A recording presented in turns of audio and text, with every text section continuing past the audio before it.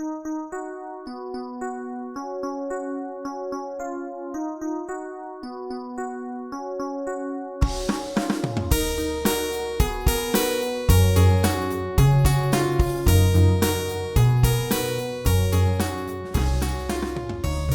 deuxième partie de ce cours sur le sixième cours, la deuxième année. Donc maintenant la partie philosophique, l'homme, nature sociale. Alors la dernière fois, nous avons parlé de la nature de la société. Eh bien ma petite photo, bon c'est un petit côté plaisant, hein, il n'y a pas forcément d'allusion, c'est vrai qu'on est souvent un peu comme des ânes, hein, mais bon, une petite image plaisante. Bon, la dernière fois, nous avons parlé de la nature de la société. Nous avons vu que la cause matérielle de la société, c'est la multitude d'individus. La cause formelle qui donne la nature à la société, c'est l'ordre social, selon lequel les activités des individus sont organisées d'une certaine manière, et cette manière, c'est la finalité qui la donne, comme tout ce qui concerne la morale. Voilà. Si vous avez bien travaillé votre cours, vous savez maintenant tout ça par cœur. Bon, bon c'est pas facile, mais bon, vous voyez quand même, et vous remarquez entre parenthèses combien cette doctrine, enfin ces vérités sont tout à fait adaptées à tout, à l'homme, à la société, etc. Et combien on en est loin aujourd'hui. Il y en a un peu, mais la substance, le nectar, si on peut dire, de la vérité sur l'homme et la société, il est là, dans la doctrine catholique, que je ne fais que retransmettre, bon, à ma façon. J'ai beaucoup travaillé ces cours pour qu'ils soient assimilables à notre société d'aujourd'hui. Mais je n'invente rien, c'est une doctrine depuis longtemps, philosophie approuvée par l'Église, parce que c'est celle qui concorde le mieux avec les grandes vérités de foi, de la parole de Dieu.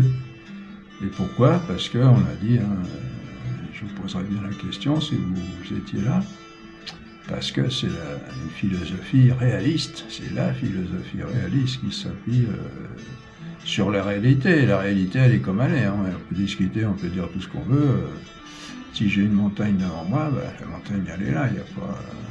ouais, oui, mais moi je pense qu'elle n'est pas là, elle est ailleurs. Non, on peut pas... Pas question d'avis, on a bien vu la différence entre la vérité et l'opinion. Donc, la cause matérielle de la société, c'est la multitude d'individus. La cause formelle qui donne la nature à la société, c'est l'ordre social. Selon que les activités des individus sont ordonnées d'une certaine manière, et cette manière, c'est la finalité qui la donne. Vous comprenez, comme tout ce qui concerne la morale.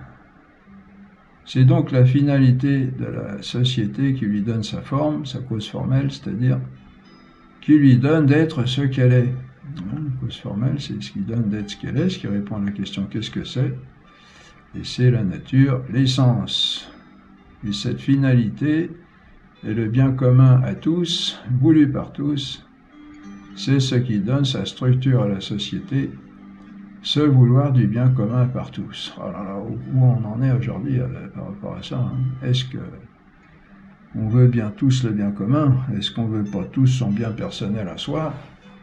Voilà mon porte-monnaie, remplissez-le, et on pourrait supposer après que la personne va dire et après on sera content. Ben non, parce que le porte-monnaie n'est jamais assez rempli. De toute façon, on sait que c'est un désir indéfini.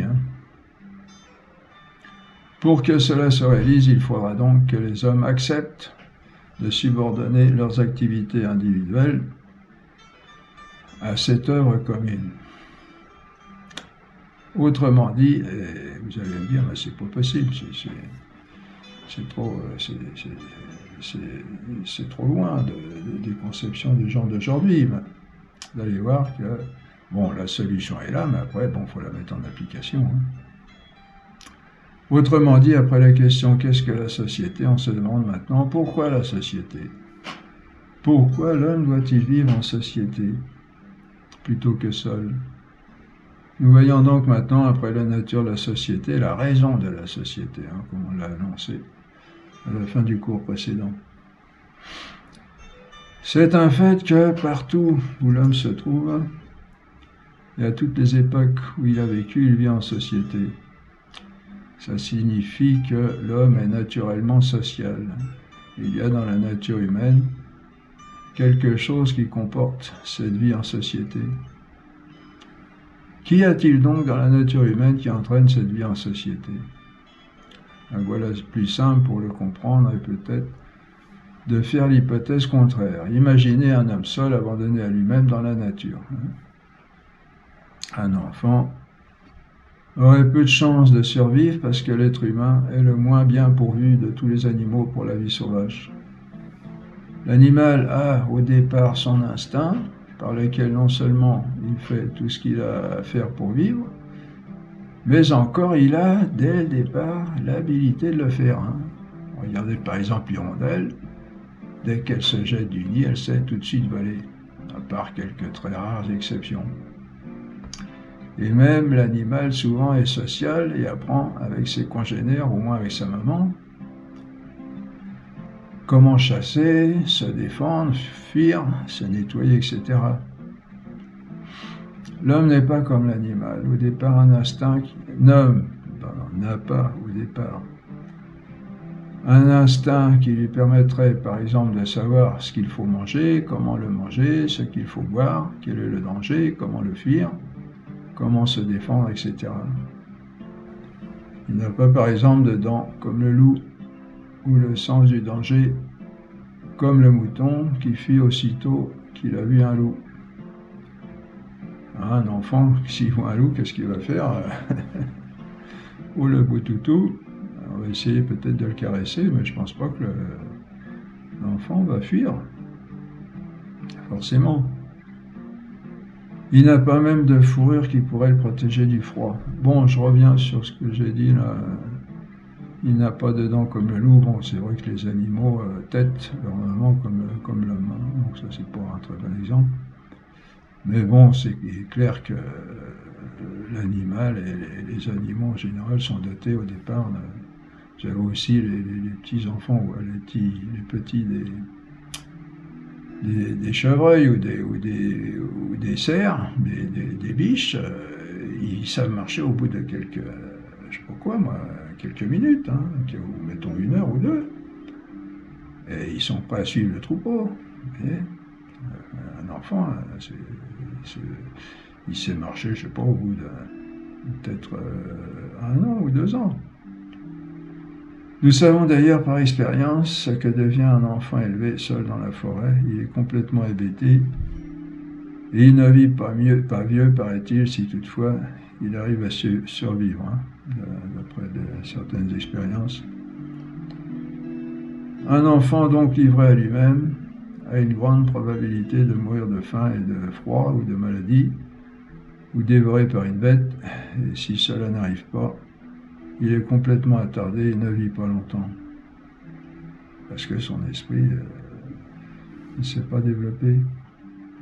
Et de toute manière, son temps sera complètement pris par les préoccupations de nourriture, de boisson, d'habitat et de vêtements, ne bénéficiant d'aucun des bienfaits que permet une civilisation. Les films ou les romans qui ont voulu nous faire croire cette vie possible sont des fictions. La plupart des biens humains sont acquis dans la solidarité de la vie sociale. Il n'est que de remarquer tout ce dont on bénéficie au niveau vestimentaire, nutritionnel, matériel en fait, grâce à la société. Pour manger, il faut des agriculteurs, des éleveurs, des artisans, des artisanats ou des industries alimentaires, tout un réseau commercial depuis le producteur jusqu'au consommateur, ce qui n'est pas si évident qu'on voudrait parfois le faire entendre. il y a aussi toute une organisation politique pour coordonner les activités de manière à ce que les tâches soient bien réparties et que chacun y trouve son compte. Vous voyez ? Bon, même si vous réduisez, aujourd'hui c'est vrai qu'on est dans une société plutôt industrialisée, même si vous réduisez les activités, l'interdépendance des activités dans un village ou dans une grande famille, enfin un petit village, ben, il faut se partager les tâches. Hein. Il y a un boulanger, il y a un boucher, il y a un agriculteur qui cultive le blé, etc. Il y a le meunier qui fait du pain, hein, même dans la plus simple expression, même sans aller jusqu'aux sociétés industrialisées d'aujourd'hui. Il y a un besoin pour l'homme de partager les tâches. Il ne peut pas tout faire lui tout seul. Il peut le faire, mais bon, ça va être rudimentaire et il va passer tout son temps à ça. On ne peut pas se suffire chacun à soi-même pour tous ses besoins. Bon, quand on pense maintenant aussi qu'on a rien que pour la santé, là, les médecins, les dentistes, les chirurgiens, toutes ces méthodes de recherche des maladies, des symptômes, et puis toute la science qu'on a de la médecine pour porter remède à tout ça. Hein. On ne peut pas se suffire chacun à soi-même pour tous ses besoins. C'est un vieux rêve de l'homme, mais complètement utopique, parce que nous ne sommes pas faits pour cela, et nous en sommes en majeure partie incapables. Nous ne pouvons même pas satisfaire à tous nos besoins alimentaires, du moins pas dans la richesse de diversité telle que nous la trouvons en société. Et même ceux qui ont un jardin et une basse-cour vont quand même acheter d'ailleurs d'autres denrées, ne serait-ce que pour varier la nourriture. On peut encore moins se suffire à soi-même en ce qui concerne les chaussures, les vêtements, l'habitation et tout ce qu'elle comporte, le mobilier, les ustensiles de cuisine, et maintenant le réfrigérateur, le congélateur, l'électricité, les moyens de transport, comme la voiture, le train, l'avion, etc., etc. Et les innombrables services dont on bénéficie aujourd'hui. Bon, vous me direz, on n'est pas obligé de prendre l'avion, on peut ne pas prendre l'avion pendant toute une vie. Mais il y a quand même le réfrigérateur, le congélateur. Avant, pour conserver les aliments, c'était tout un problème. C'est là que sont apparus le jambon fumé, salé, la confiture, et toutes les méthodes. Tout ça, ça provient du besoin de conserver les denrées alimentaires tout au long de l'année. Maintenant, paf, on achète, on met ça dans le frigo, dans notre congélateur. On est tranquille. De toute façon, il n'y a même plus avec la mondialisation, l'internationalisation, si on peut dire, du commerce, on a des denrées, été comme hiver, toute l'année. Hein. Bon, je dis pas que c'est une bonne chose, hein, quand on voit l'autre fois j'ai acheté des oignons. Ils venaient du Pérou, je crois. Bon. C'est à peu près le même prix que les oignons de France. Hein. Alors, je me demande comment ils font. C'est un peu exagéré, mais bon, on est quand même dans une société,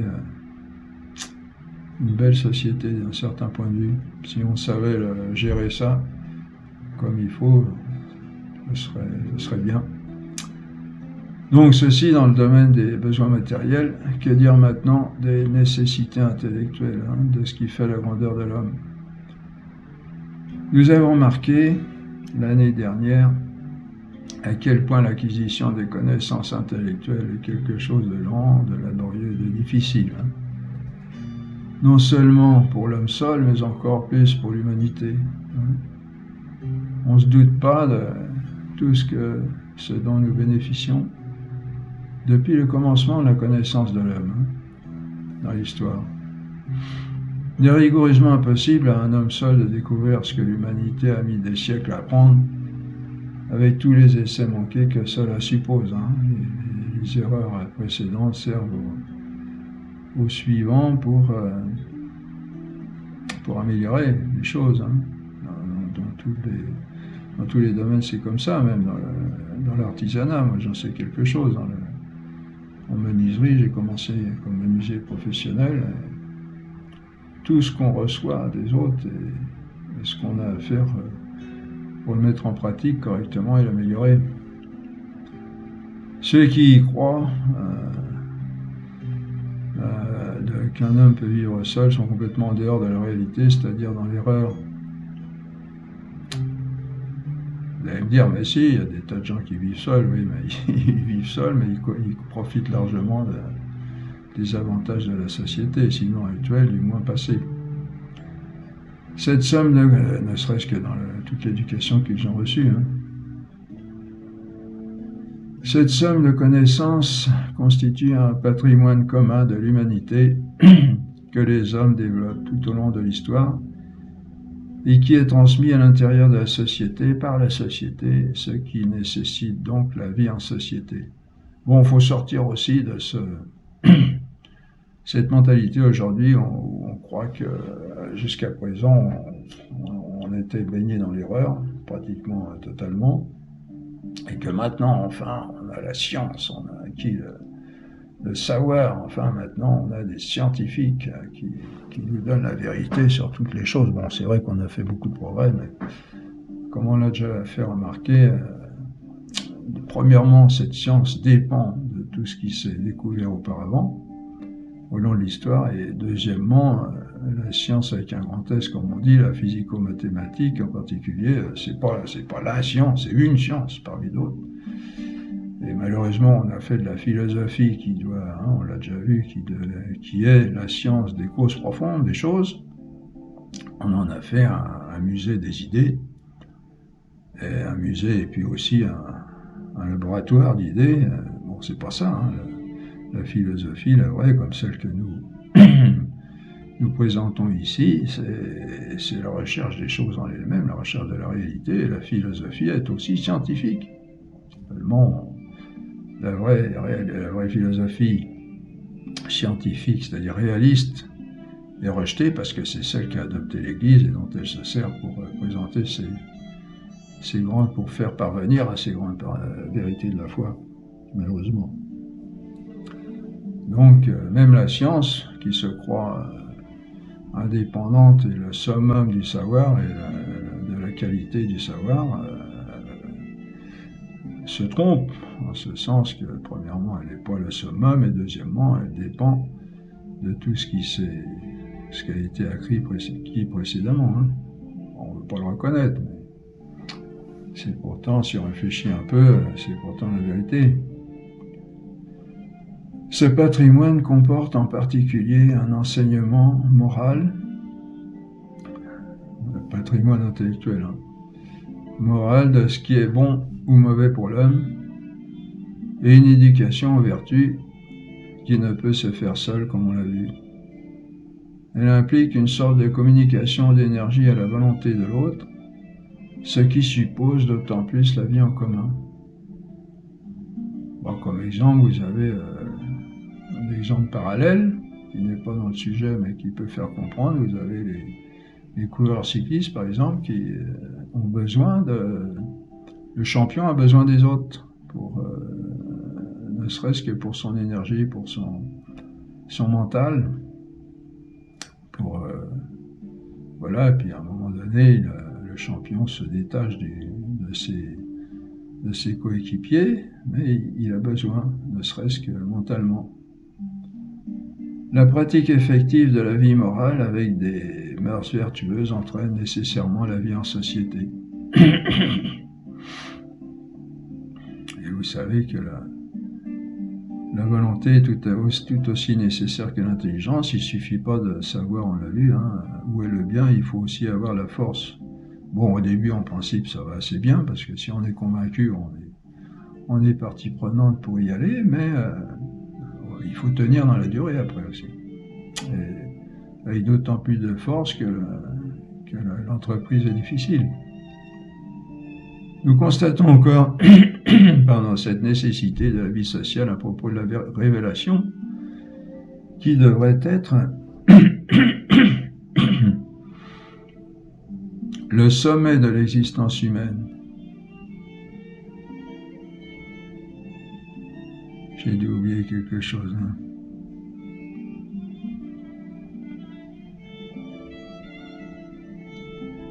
Pardon.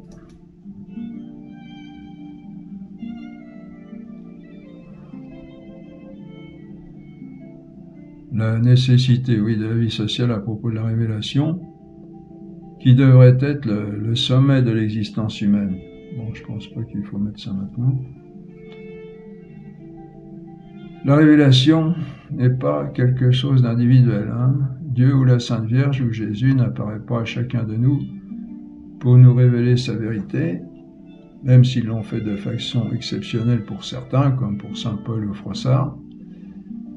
La révélation, c'est Dieu se révélant à l'homme peu à peu au cours de l'histoire à travers ses saints et ses prophètes. C'est en plénitude dans ces derniers temps par Jésus-Christ et constituant ce dépôt de la foi dont l'Église, aujourd'hui, est gardienne. C'est aussi un patrimoine de l'humanité.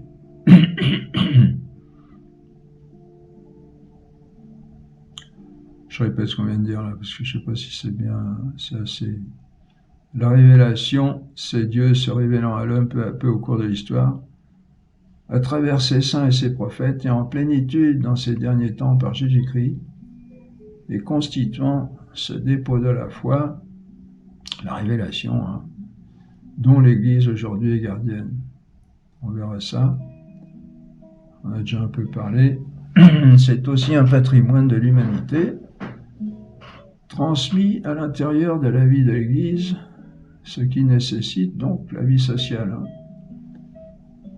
La vie sociale est d'autant plus nécessaire que ce patrimoine comporte d'être développé au cours du temps par la tradition et le magistère, tradition avec un grand T, hein, on l'a vu, et le magistère, comme on l'a vu au premier cours de cette année. Il ne suffit pas d'avoir la révélation, il faut aussi la comprendre et la méditer, c'est la parole de Dieu, donc il y a de multiples façons de la comprendre et de la vivre, ce qui ne peut être fait que réalisé que par des hommes remplis d'Esprit Saint et qui ont beaucoup étudié aussi. Hein. Dieu ne fait pas tout. La révélation, c'est pas une lumière qui arrive comme ça. L'homme a son travail de recherche. On le verra précisément parce qu'il s'agit d'une histoire d'amour entre Dieu et nous, et que l'homme doit avoir son amour, doit mettre en œuvre son amour pour aller au-devant de Dieu qui vient au-devant de nous. L'amour se vit à deux, hein, on a déjà remarqué. Un seul homme serait complètement incapable de découvrir par lui-même tout ce que des siècles ont mis à accumuler comme développement de connaissances concernant la vérité de foi. Vous avez par exemple les pères de l'Église, pères et docteurs de l'Église, au début de l'Église jusqu'au 5e siècle, c'est tout un monde. Hein. Vous savez, la collection Migne en latin et en grec que j'ai réussi à acquérir par Internet, j'en suis très heureux. Ça constitue environ 400 volumes, des énormes volumes de 1000 pages en moyenne. C'est immense, immense, immense, on a tout. Hein. C'est pour ça, quand on prend l'Église entre parenthèses, on prend l'Église à la légère pour dire que c'est une religion parmi les autres et qu'il y a certains aspects de la religion mais qui n'est pas parfaite du tout. Les gens ne savent pas ce qu'ils disent. Hein. Il y a toute une... Donc ça, c'est les pères de l'Église, mais après, vous avez tout l'enseignement du magistère de l'Église et qui sont les responsables de l'Église à qui Jésus a donné sa grâce, son feu vert pour avoir l'autorité par rapport à la vérité. Vérité dogmatique, ça, on n'aime pas beaucoup ce mot-là, on en reparlera. Et donc, les gens qui disent que la religion catholique c'est une religion comme une autre, ben, ils ont qu'à lire ces 400 livres des pères de l'Église en grec et en latin, et après ils reviendront nous dire Puis c'est d'une profondeur, d'une force, d'une sagesse. C'est tous les plus grands génies de l'époque hein, qui ont défendu l'Église, qui ont défendu les vérités de l'Église, les vérités de Jésus-Christ et de Dieu. Nous voyons donc tout ça, ça s'est développé avec du temps, et puis dans l'espace aussi. Il y avait les pères grecs, vous avez les pères latins, et ils se sont mis à écrire, à défendre les vérités de la foi qui étaient attaquées. Par exemple, on a dit Jésus-Christ est Dieu et homme, il y a des gens qui ont attaqué le côté humain de Jésus en disant que c'était qu'une apparence et que c'était Dieu qui venait sous l'apparence humaine, alors que Jésus-Christ était véritablement homme. D'autres ont dit qu'il n'était pas Dieu, que c'était un grand prophète, mais bon, il n'est pas Dieu. Et donc les pères de l'Église ont écrit non seulement pour affirmer, mais pour démontrer que ces vérités de la foi. Et ça, c'est un seul aspect. Hein. Il y a beaucoup de multiples aspects qui ont été remis en cause et contre lesquels les pères de l'Église en particulier ont combattu et ont maintenu la vérité au cours du temps. Tout ça, ça se fait pas en un jour. C'est tout un monde. Hein. Un siècle, hein. C'est quand même quelque chose avec toutes les diverses localités dans l'espace. Et donc, si vous imaginez que les pères de l'Église, ça va jusqu'au 5e, 6e siècle, vous voyez tout le travail qui s'est fait pendant un temps assez long, 500 ans, hein, après Jésus-Christ. Et sans compter après tous les docteurs qui sont venus après, qu'on n'appelle pas pères de l'Église parce qu'ils sont postérieurs, mais qui sont d'une grande, comme Saint Bernard, Sainte Catherine de Sienne, Saint Jean de la Croix, qui sont Saint François de Sales, qui sont d'une grande autorité aussi. On pourrait objecter l'histoire de Robinson Crusoe, écrite par Daniel Defoe, ce naufragé qui arrive à vivre seul sur son île presque déserte. Pareil, ce roman s'inspire d'une aventure réelle. Bon. Mais cette objection ne vaut pas parce que Robinson Crusoe était grandement instruit de la vie civilisée. Hein. Et il s'en est abondamment servi pour s'installer sur son île. Et ce qu'il a tenté en grande partie, c'est de reconstituer sa vie de civilisé dans sa solitude. Hein. Il a d'ailleurs de plus dans ce roman récupéré une quantité appréciable de matériel du bateau naufragé, ce qui n'a pas peu contribué à mener son projet à bonne fin. Mais Robinson Crusoe est d'accord, il a vécu seul, d'accord.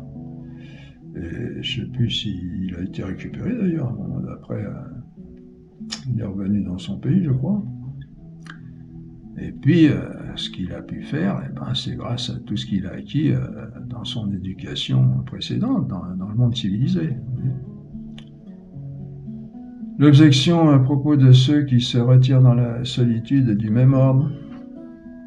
Ils ont aussi abondamment profité de la société avant de se retirer, pour vivre en grande partie de ce qu'ils en ont appris. Alors, il faut d'ailleurs distinguer à ce sujet parmi ceux-ci, ceux qui se retirent par haine du monde, hein, et ceux qui se retirent par amour de Dieu. Si c'est par haine de la société en général, leur vie solitaire n'est pas une réussite. Il peut conduire à une vie proche de celle de la bête. Hein. Chacun, certainement, en a rencontré dans son existence. Bon, c'est pas obligatoire, hein, il peut y avoir des... On a présenté à la télévision un homme qui est parti en Amazonie, puis qui apparemment vit seul, bon, avec des hommes des tribus à côté. Bon, combien de temps, depuis combien de temps, et puis combien de temps ça va durer? On précise bien dans ce cas ceux qui se retirent par haine du monde, car certaines personnes se retrouvent seules par les circonstances sans qu'elles le veuillent, et qui souffrent de leur solitude, qui n'ont rien de la bête et qui désireraient au contraire avoir des contacts humains. Puis vous avez aussi des gens qui se retirent, pas forcément par haine du monde, bon, il y a quand même, un petit peu ce côté-là, parce que s'ils étaient heureux avec les autres, ils y resteraient, je pense. Ils cherchent autre chose. Hein. pense qu'ils cherchent Dieu d'une certaine manière. Et puis donc, si c'est par amour de Dieu que ces personnes se retirent, deuxième cas, le résultat est alors inverse et de beaucoup supérieur à celui d'une vie dans la société. Elles développent de la meilleure façon leur personnalité parce qu'elles se rapprochent de la source de tout bien, Dieu. Il faut d'ailleurs remarquer que ces vrais solitaires, on a des exemples, ne sont jamais désolidarisés de la vie sociale, mais au contraire, lui sont unis de cœur. Ils intègrent dans leur vie de prière et de pénitence. Saint Antoine, le patron, si on peut dire, des solitaires, a toujours gardé à cœur la société et qui se tenait informé. Je crois que c'est lui qui se tenait informé de ce qui se passait dans le monde, pour prier pour la société.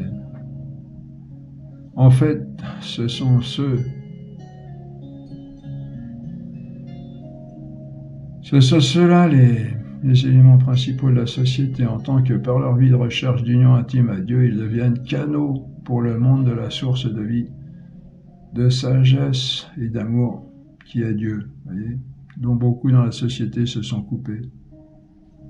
Et donc ils sont, contrairement aux apparences, les principaux acteurs de la société. Voyez, non seulement ils sont pas en dehors de la société, mais ils sont les canaux. Et d'ailleurs, tout homme, même qui ne se retire pas dans la solitude, qui vit parmi ses frères et qui essaye de s'unir à Dieu, de rechercher Dieu en toutes choses, il est aussi canal, source de bien de Dieu, canal de la source de bien qui est Dieu, pour la société. Ce que j'essaie de vivre à ma petite mesure dans cette solitude que j'ai choisie. Bon, solitaire dans la ville, je suis pas dans une grotte, mais ce qui compte, c'est ce qu'on vit, c'est l'union à Dieu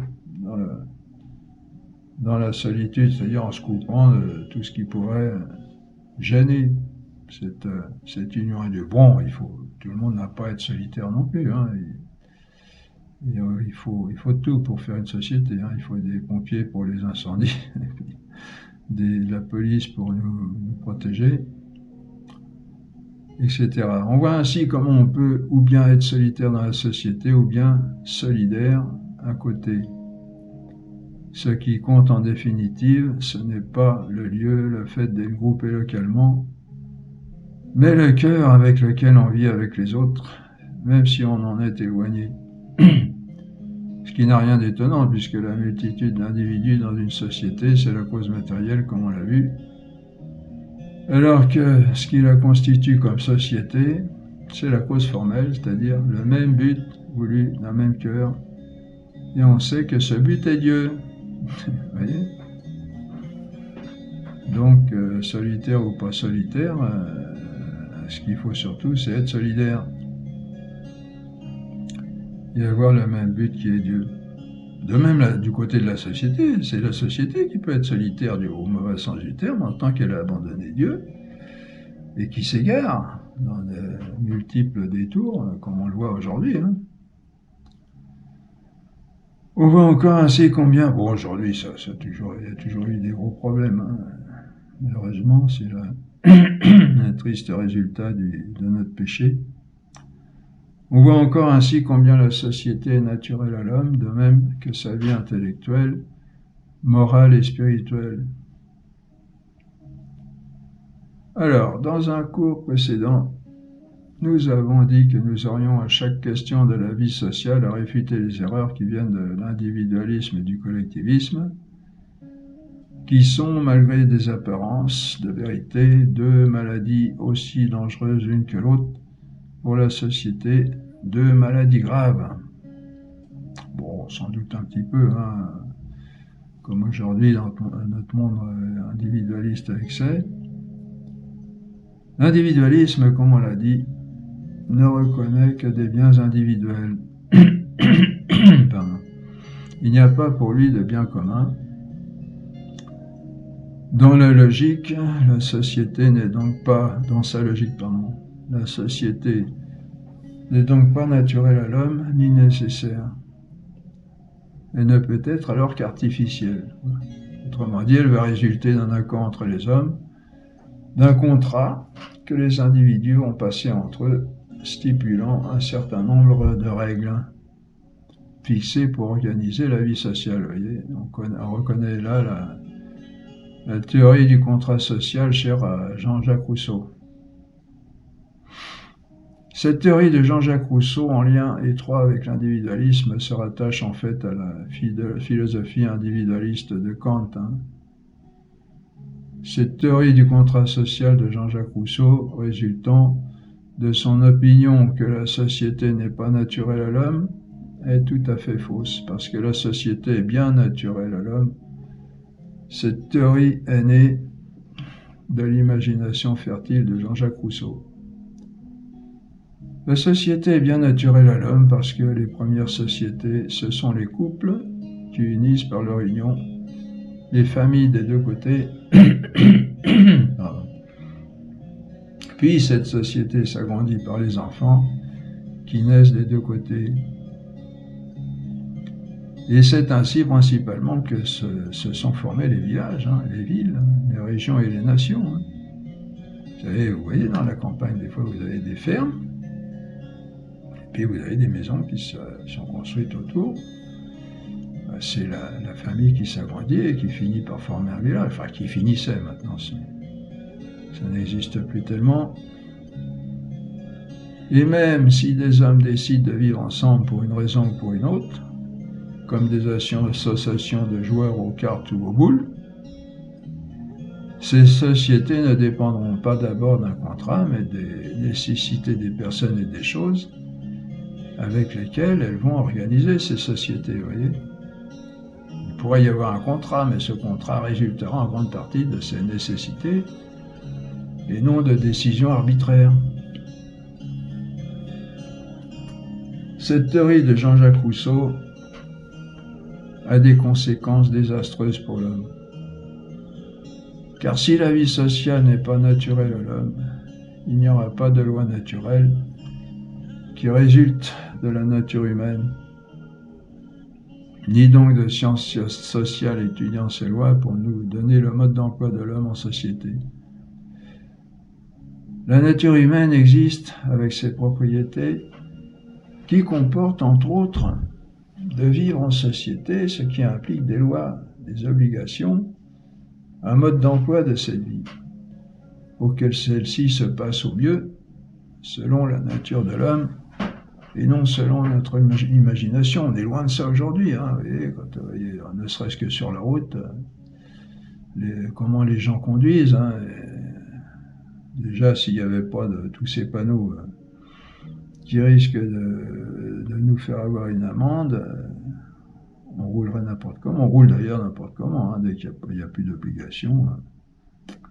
Et on se fiche de la société, on se fiche des individus qui sont sur la route. Tout ça, ça vient de là. Plus ou moins directement. Pour Jean-Jacques Rousseau, il n'y a pas de science sociale, mais seulement une technique pour passer des contrats.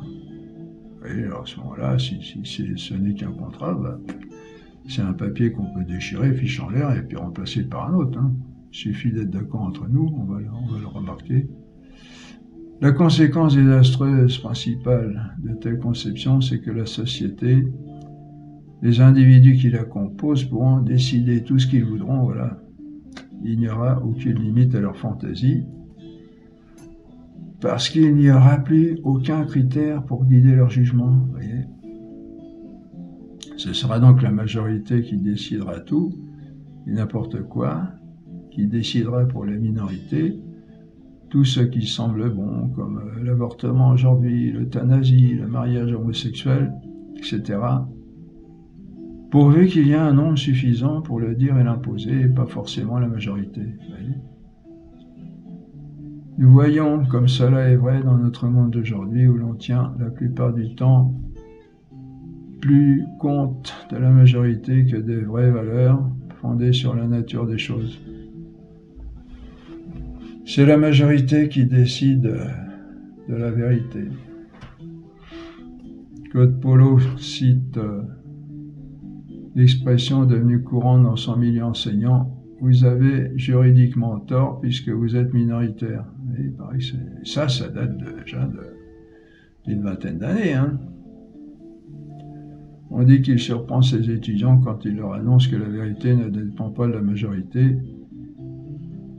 Et dans les États de dictature, ce n'est même plus la majorité, mais une minorité imposant une idéologie. Hein. Ça ne veut pas dire que le système électif politique par la majorité soit à remettre en cause, bon.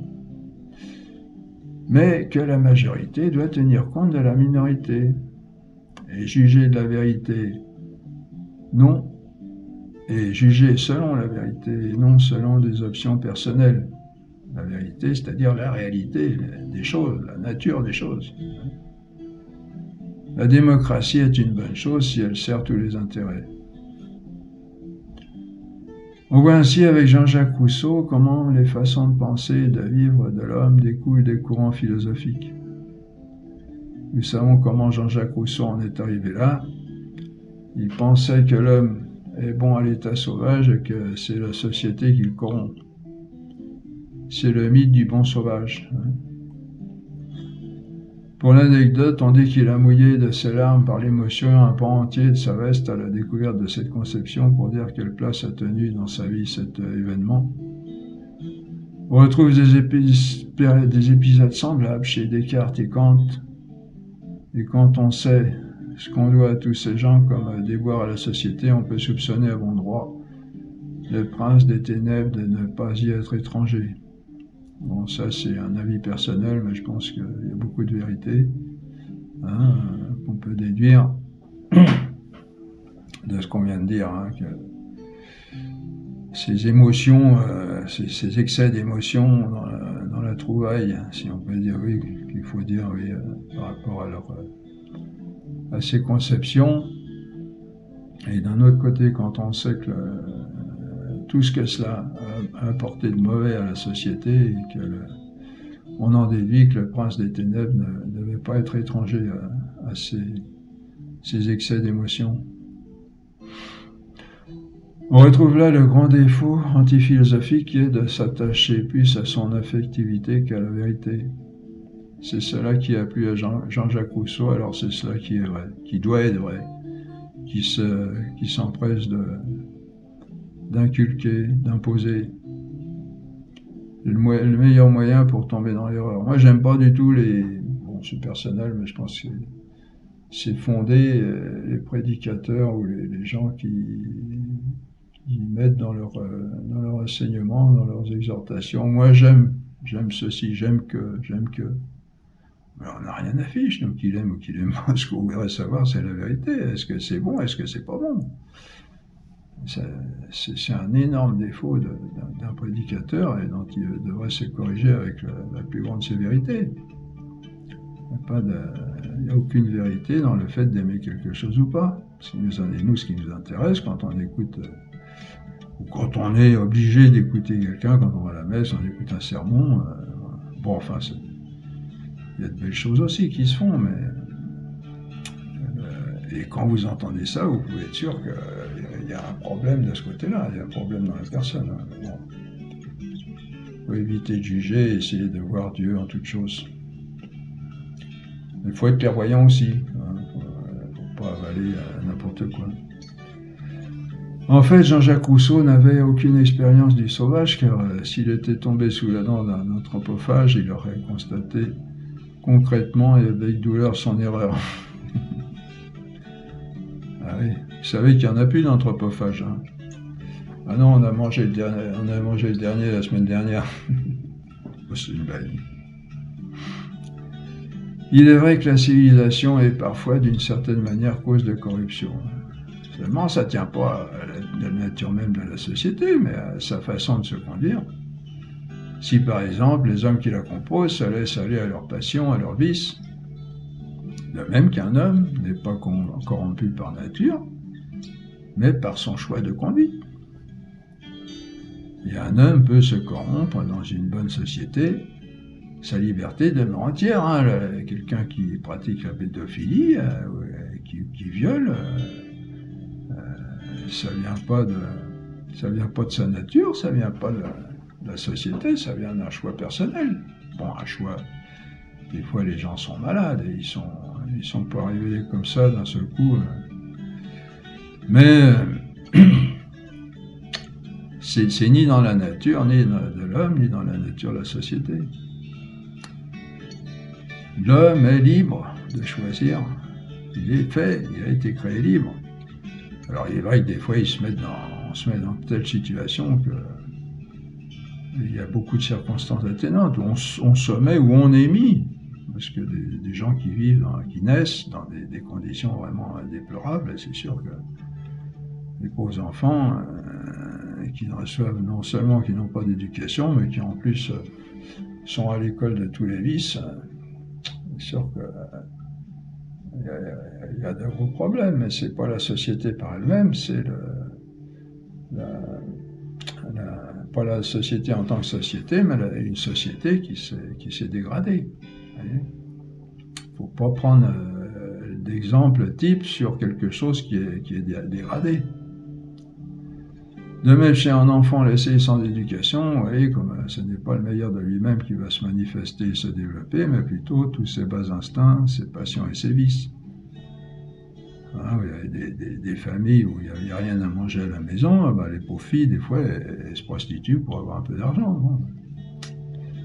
Même si elles ont la vertu qu'elles essayent de résister un temps, avec l'exemple et le milieu, etc., malheureusement, elles finissent par être entraînées, plus ou moins. Les parents savent par expérience tous les efforts que représente l'éducation d'un enfant, ne serait-ce que pour le détourner et le protéger du mal, sans parler encore de sa croissance et de son maintien dans le bien. L'homme a une tendance vers le mal depuis le péché, on l'a vu, et on le constate. La société ne corrompt pas par elle-même, mais par des hommes blessés par le péché originel qui se laissent aller à leurs mauvaises tendances. C'est plus facile de descendre que de monter, vous savez. Et si on ne réagit pas, si on n'est pas éduqué, si on ne travaille pas à acquérir les vertus qui nous portent vers le bien, qui nous donnent une certaine tendance habituelle vers le bien, on a tendance à descendre. Une autre conséquence désastreuse des principes de Rousseau, c'est que si la société corrompt, et si l'homme est bon par lui-même, il faut le laisser développer sa personnalité, son individualisme en définitive, indépendamment de la société, et c'est la porte ouverte à tous les vices engendrés par l'individualisme. Vous voyez, tout est là. On est en plein dedans. Hein. Voltaire avait rejeté la foi catholique, mais avait conservé la puissance de la raison humaine. Jean-Jacques Rousseau rejettera aussi la raison naturelle avec la loi naturelle, pour revendiquer l'indépendance absolue des instincts, des sentiments et des passions. Vous voyez, vous avez là un tableau de l'origine, de nos pères, entre guillemets, les pères de tout ce qu'il y a de mauvais aujourd'hui. Il sera à l'origine du romantisme de la Restauration, ce mouvement de libération de l'art et du moi. Robert, hein, c'est une citation du Robert, mouvement de libération de l'art et du moi, la Restauration. C'est l'exaltation du moi et de ses passions. Hein, quand on présente le romantisme, le charmant romantisme, ces conceptions de Jean-Jacques Rousseau vont conduire en particulier au rejet du mariage et favoriser l'union libre. Parce que le mariage est une contrainte, et si la règle est l'exaltation du moi, des passions et des sentiments, il faut rester avec le compagnon tant que cette exaltation trouve son compte et le quitter quand il ne fait plus l'affaire. Il y en a plein dedans. Hein. Si je reste avec lui ou avec elle tant que ça va, si ça va plus, je dois pouvoir sauter en marche du train et aller voguer ailleurs. Il a aussi écrit de gros traités sur l'éducation alors qu'il avait placé ses enfants à l'assistance publique. Ça, c'est pas mal aussi. Curieux comportement quand on prétend théoriser sur l'éducation. Malheureusement, vous voyez, il n'y a plus de fidélité avec le conjoint, mais en plus, même pas de sens de responsabilité des enfants qu'on a mis au monde.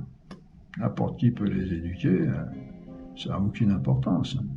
C'est le moi de chacun, donc que chacun vogue sur les flots. Malheureusement, souvent sans gouvernail ni voile. Malheureusement, l'influence de Jean-Jacques Rousseau est encore très présente, hein, oui, comme on le dit, dans notre monde actuel. Voilà pour ce qui est de l'individualisme. D'un autre côté, l'erreur collectiviste se fonde sur la philosophie positiviste d'Auguste Comte. Comme leur nom l'indique, les positivistes ne reconnaissent que le positif, c'est-à-dire les faits expérimentaux. Ce qui se voit, bon, ça c'est bon, mais on l'a vu, le problème c'est qu'ils ne vont pas plus loin. Et il faut aller plus loin pour découvrir la nature des choses et comprendre comment elles sont faites et comment il faut nous comporter avec. Hein.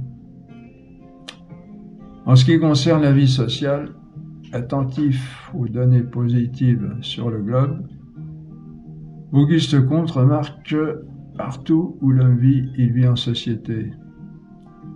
Il en déduit que la société est nécessaire à l'homme. Ah, ça c'est bien. Mais le problème, c'est que les positivistes vont interpréter ce fait réel comme une donnée d'ordre physique et en conclure que les lois qui régissent la société doivent être du même ordre, c'est-à-dire physiques.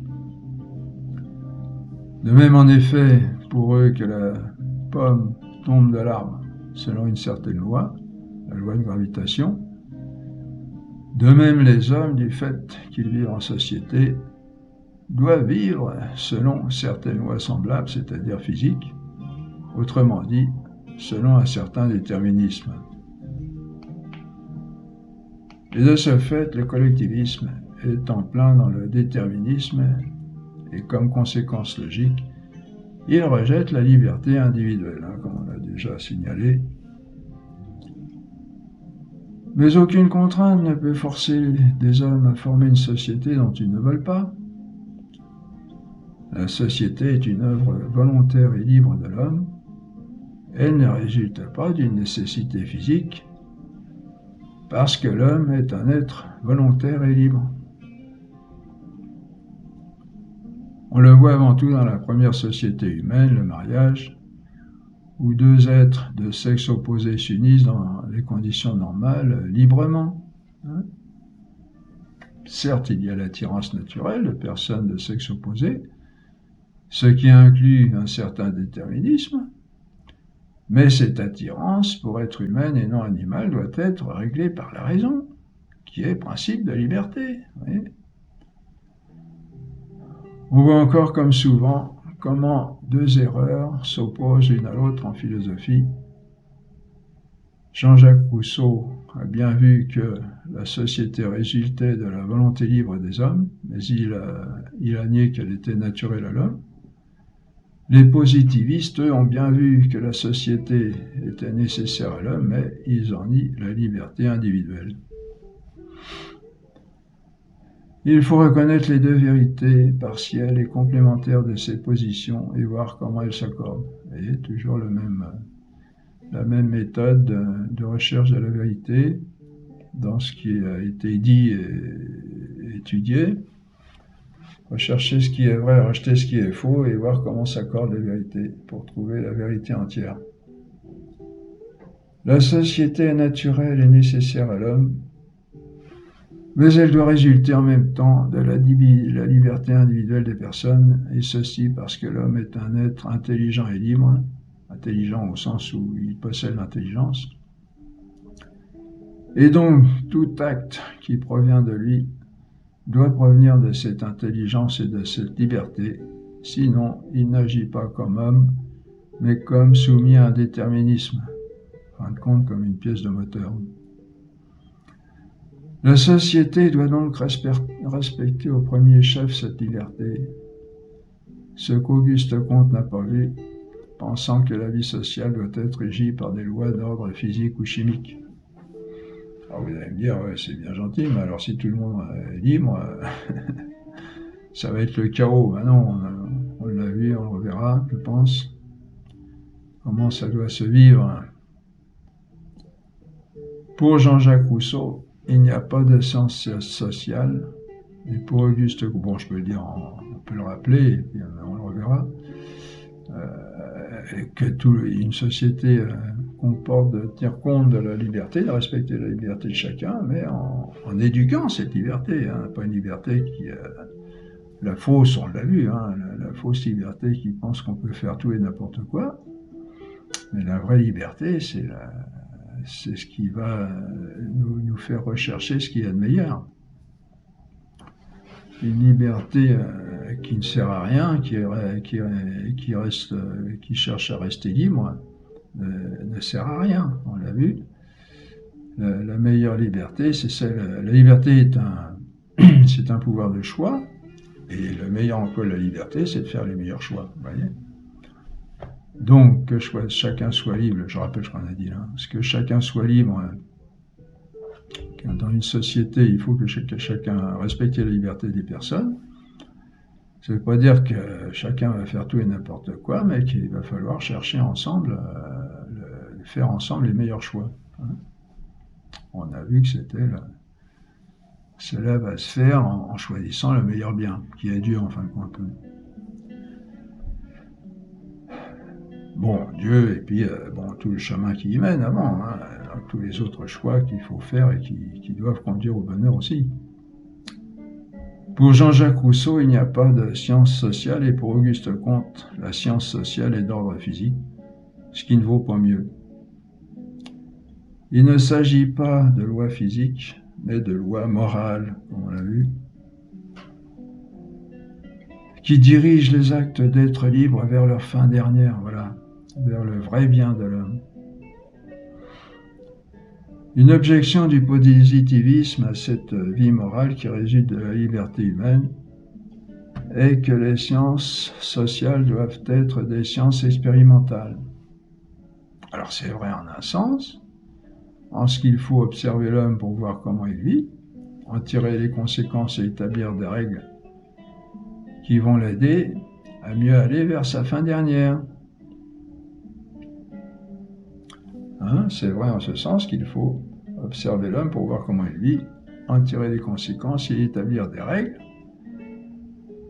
qui vont aller vers sa fin dernière. Mais ce n'est pas vrai en ce qu'on pourrait faire des expériences sur la société, comme sur des substances chimiques dans un laboratoire, expérimenter quelque chose sur 50 ans dans une certaine société pour voir comment elle réagira. Et on n'a pas le droit d'user de l'homme comme d'une chose. On voit là tout le mépris de l'homme dans cette théorie. Vous voyez ? Avec toujours une apparence de vérité. Hein, et dedans se cache le poison de l'erreur. Les positivistes objectent encore que réduire la vie sociale à une vie morale, c'est la réduire à une morale individuelle. C'est tout simplement ignorer qu'il n'y a pas seulement une morale individuelle, mais aussi une morale sociale, comme on l'a vu, comme on le voit, ce qu'on est en train d'étudier, précisément parce que l'homme n'est pas seulement un individu, mais encore un être essentiellement social, comme on est en train de le voir.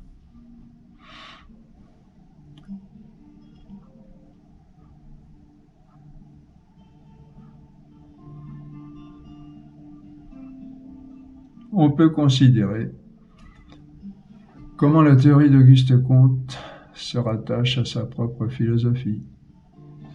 Pour le positiviste, il n'y a pas d'autre science que les sciences positives au sens des sciences que l'on peut vérifier par raisonnement ou par expérience. Il n'existe donc pour lui que les 2 premiers degrés d'abstraction. On se souvient des 3 degrés d'abstraction. Le premier, le degré physique, ne retient que le sensible universel, comme la couleur au lieu de 7 couleurs.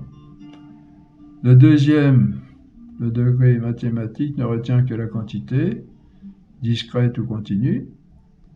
Et le troisième degré, le degré métaphysique, retient l'être et ses propriétés. Un positiviste ne reconnaît que les deux premiers degrés, physique et mathématiques. Auguste Comte a donc classé toutes les sciences par rapport à ces deux degrés. Voyez ? Donc, toutes les sciences qui se rattachent à la physique, à la chimie, à la physiologie, à la biologie. Mais pour lui, il n'y a pas de psychologie, parce que les réalités dont s'occupe cette science sont immatérielles, c'est-à-dire en dehors du sensible, de la quantité, que l'on ne peut toucher, ni voir, ni mesurer, ni peser, ni leurs mouvements, leurs forces, etc. Bon, on entend la psychologie au sens thomiste, pas au sens moderne du mot, qui est imprégné de toutes ces mauvaises philosophies-là. Mais comme Auguste Comte est obligé d'une part de reconnaître en l'homme quelque chose qui le distingue du reste du monde, comme la pensée, et voulant d'autre part rester fidèle à ses principes, qui consistent entre autres à rejeter la saine philosophie, il est contraint de trouver un subterfuge pour concilier la réalité avec ses vues. Ouais. Ça, c'est le mauvais philosophe, là. Il essaye pas de corriger ses vues avec la réalité, mais la réalité avec ses vues. Alors, on touche un petit peu à l'idéalisme, là. Il cherche quelque chose de positif, comme il dit, et pense le trouver dans les livres. Ah, qui sont des choses que l'on peut toucher, voir, peser, mesurer. Il estime alors avoir trouvé sa solution en voyant dans les livres ce qui est spécifiquement humain, comme les faits sociaux, consignés là par écrit, par les penseurs pour constituer la sociologie. Mais comment peut-on être crédible en proférant des absurdités pareilles ? Je ne sais pas si vous voyez le problème. Un livre voyant lui-même du point de vue physique ou chimique comme il le voit, on ne peut même pas parler de biologie puisque c'est un être inerte. Un livre n'est que du papier et de l'encre. Du cuir peut-être, s'il est relié. On le voit en cuir. On ne voit pas comment on peut constituer une sociologie à partir de papier et d'encre. Un livre n'a d'intérêt que pour ce qu'il nous fait connaître par les écrits qu'il contient. Et ces écrits nous font connaître la réalité à travers une pensée, celle de son auteur. Or, avec la pensée, on n'est plus au plan physique ou du mathématique, mais de la métaphysique. Car la pensée n'est plus un objet physique, comme on l'entend aujourd'hui, puisqu'elle est complètement immatérielle. Et nous-mêmes, nous ne pouvons rejoindre la pensée de l'écrivain que par notre propre pensée, notre intelligence. Donc on est en plein dans un domaine immatériel, extra-physique. Avec ces principes, Auguste Comte ne peut donc rien savoir en sociologie à partir des livres comme il le voudrait. Il ne peut d'ailleurs même pas connaître la physique ni les mathématiques qui parviennent à notre connaissance en grande partie par les livres.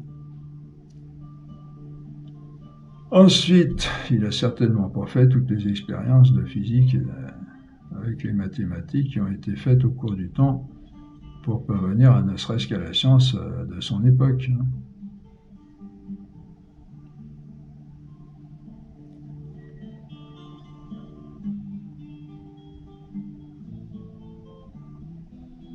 Ensuite, Auguste Comte compare l'homme du point de vue de sa physiologie aux animaux. Et quant à ce qui est spécifiquement humain en lui, c'est la sociologie qui va en rendre compte. Pour lui, c'est la société qui constitue l'homme dans sa spécificité, ce qui revient à dire que la société fait l'homme. On voit à quelles dérives redoutables peuvent conduire de telles conceptions. Car si c'est la société qui fait l'homme, si l'homme ne s'incorpore pas à la société, s'il ne s'y adapte pas, ce ne sera pas un homme et la société pourra le rejeter. On justifie ainsi le massacre de tous ceux qui ne sont pas aux normes d'une société donnée. Et c'est grave, hein? Par extension, toute personne qui ne sera pas acceptée par une société pourrait être considérée comme n'en faisant pas partie et pouvant être supprimée, puisque c'est la société qui fait l'homme. Ce qui justifie l'avortement, l'euthanasie, le génocide, etc. Et tel peuple n'est pas digne de vivre, une société va se mettre d'accord pour penser ça, eh ben, ça suffira pour entraîner la destruction de ce peuple. Avec de tels principes, s'il suffit qu'un enfant ne soit pas accepté pour ne pas être un homme, comme faisant partie de la race humaine, si c'est la société qui le fait homme, qui décide de le faire homme, on peut tuer un enfant dans le sein de sa mère sans aucun scrupule. Mais ce n'est pas la société qui fait l'homme, c'est sa nature humaine, évidemment, qui l'obtient dès sa conception. On ne voit pas comment on peut arriver à des conceptions pareilles. Incroyable. Il est vrai que la société y apporte beaucoup, mais pas sa nature humaine, c'est-à-dire d'être un être rationnel et libre, cause de soi-même, doté ainsi d'une dignité quasi divine dès le départ, que nous devons respecter avec la plus haute considération. Hein, même si la société apporte beaucoup à l'enfant, la société ne peut apporter à l'enfant, si c'est du bien, que selon sa nature. On ne peut pas lui faire du bien en dehors de sa nature, ça n'a pas de sens. De même le mal d'ailleurs, hein, ce sera contre sa nature. Nous voyons combien ces questions sont importantes et quels mots elles peuvent apporter à la société, en définitive à l'homme lui-même, si elles sont mal comprises. Voyez. Voilà, cette deuxième partie de ce cours est terminée. Vous voyez, bon, c'était un petit peu difficile pour vous de suivre ceci, mais vous voyez, vous en voyez toute l'importance, toute la nécessité d'abord de connaître pourquoi on en est arrivé à ce qu'on est, à ce qu'est la société aujourd'hui, hein, et quel remède il faut y apporter. Voilà, j'espère que ces cours, cet enseignement de saint Thomas, de l'Église, cet enseignement réaliste, pourra nous apporter des solutions et nous faire revenir à de plus saines pensées, à une plus saine société. Voilà, merci de votre attention, à bientôt pour la troisième partie.